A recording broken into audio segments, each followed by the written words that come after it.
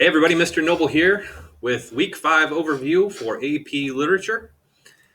This week, you'll notice if you scroll all the way down to week number 5, you have one assignment and only one assignment. So week 4, we looked at this literary analysis essay. I'm going to look at those this weekend, and then next week we'll have some discussion about what I saw. Week 3, remember, we read Time Enough at Last, and we did some analysis.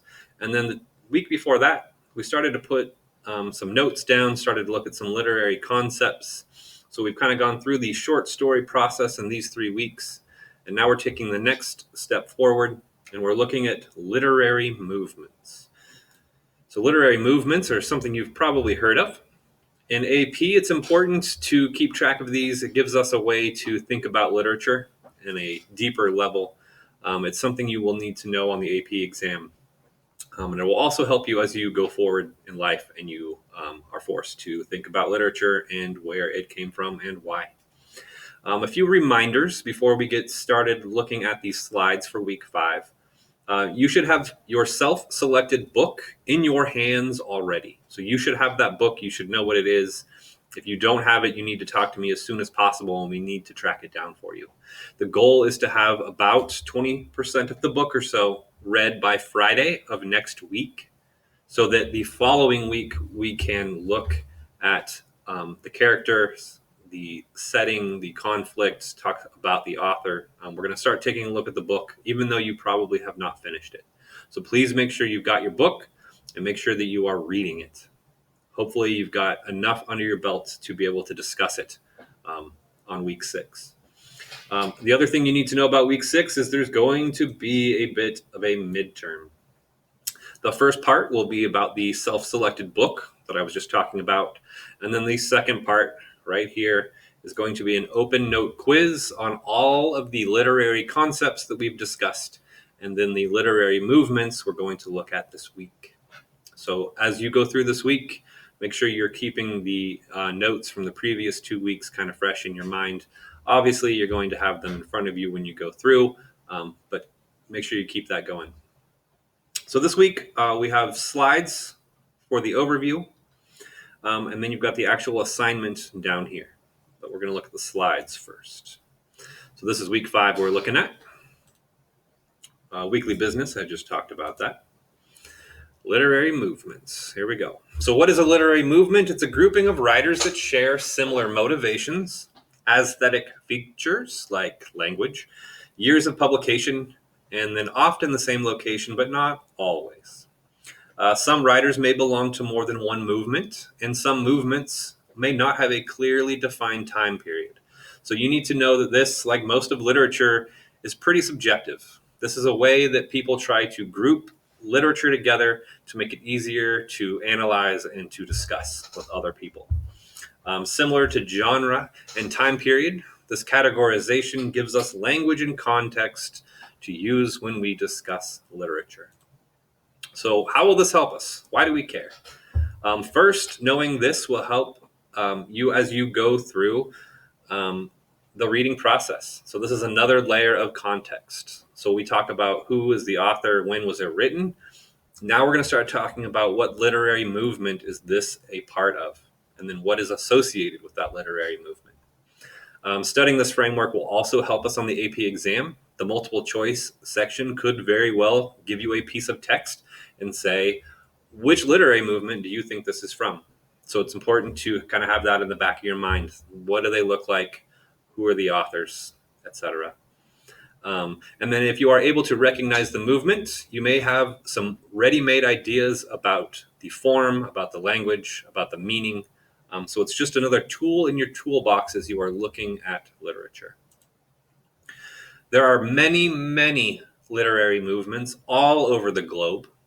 AP asks that we look at British and American literary movements, which basically ignores thousands of years of history and a whole other part of the globe.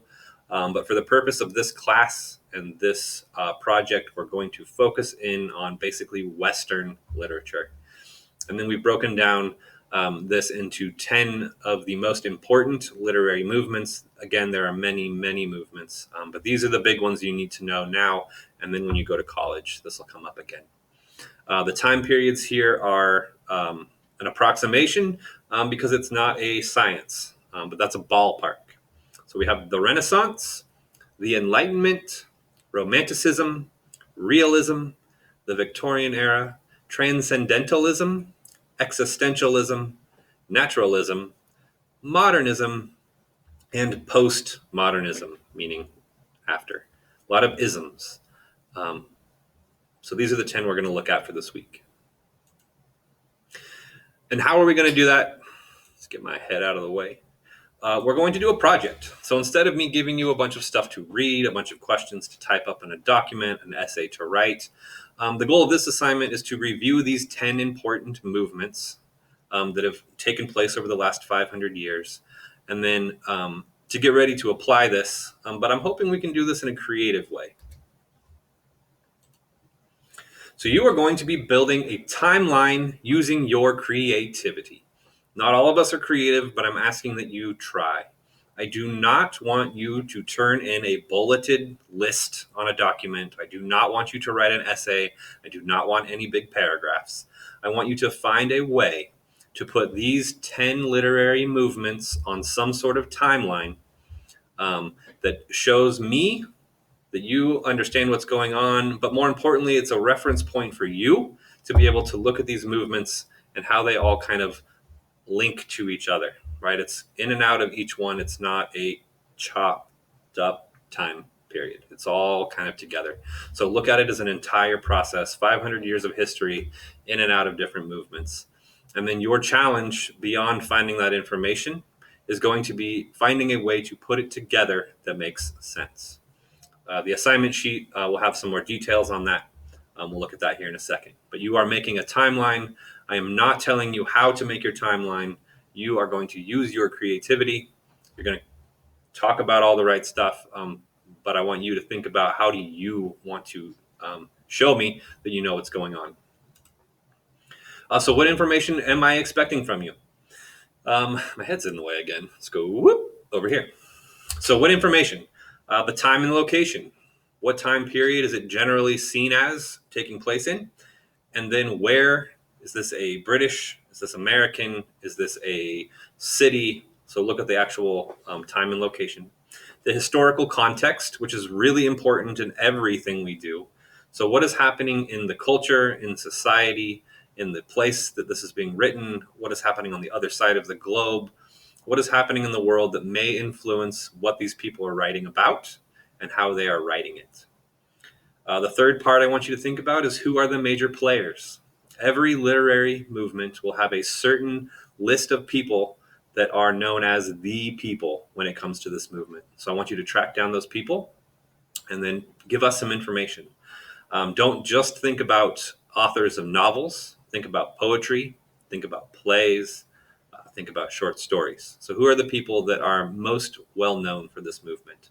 And then what are the characteristics of the movement?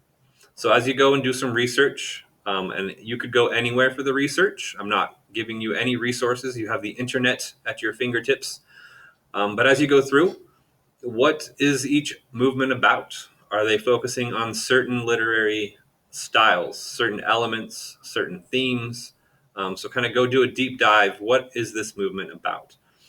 Please do not copy and paste stuff off of the internet and just put it on something. I want you to use your brain, use your language, put it into your own words. And then I would also caution you to make sure that you're using good sources. I use something in my class called the CRAP test, silly, which is here on this slide. Please think about who is this source coming from? Can we trust them? Which is a good practice all the way across the board. But as you go through timeline, 10 different movements, and each of those movements, you need to address these 4 things in some way. And I challenge you to be creative as you do that. This is going to be due on Sunday, 10/18. So I'm going to give you 1 week from today plus the next weekend. I will still put out the next week's work on Friday of next week on the 16th, but you're going to have an extra 2 days. So you've got between now, which is the 9th, and the 18th. So you got 9 days to figure this thing out. That being said, I expect you to spend a few hours working on this, not 20 minutes. Okay, I've not given you a lot of requirements. I want you to use your brain, use your creativity, but don't take that as a free pass to steal a presentation off the internet and then spend 5 minutes putting different words on it. Please take the time. You'll get more out of it that way. So that's the end of my slide presentation. If you go down here, click on this button, you'll see a PDF file. Open it up, and this has all the information I just went over. Here's the what is it? Why are we doing it? What are they? Here's a little bit more in-depth review of the actual assignment. Please notice down here, please include a bibliography listing at least 6 different sites or locations. If you're using books, that's awesome. But 6 different places you went to find this information. And include that somewhere in your project. And then you're going to submit this thing in whatever way makes sense. So I said up here, what does this look like? This could be a poster, it could be a picture book, a puppet show I've seen, brochure, slide presentation, infographic, a Prezi, a video, a podcast, literally anything you can think of that will give this information. I want you to run with it. I do not want you to type up a Google Doc and send that to me. Okay, please push yourself, be creative, find a different way to put it together. That being said, there could be all sorts of formats this project takes shape in. So we need to find a way for you to turn it in. So we can talk if you got something weird. Otherwise, you can upload files like normal. Another thing you should know, I've got a rubric here.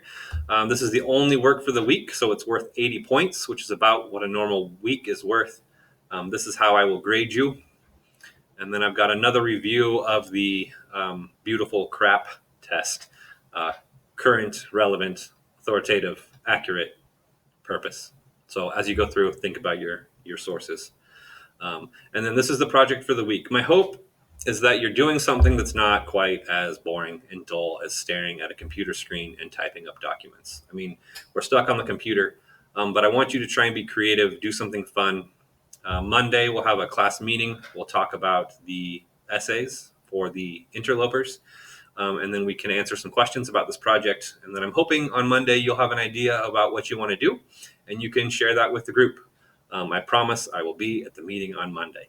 Sorry about that. So please let me know if you have any questions. Here's the work for the week. This was a big old video. I wish you guys were here in the classroom. Please let me know if you need any help, and have a fantastic weekend. See ya.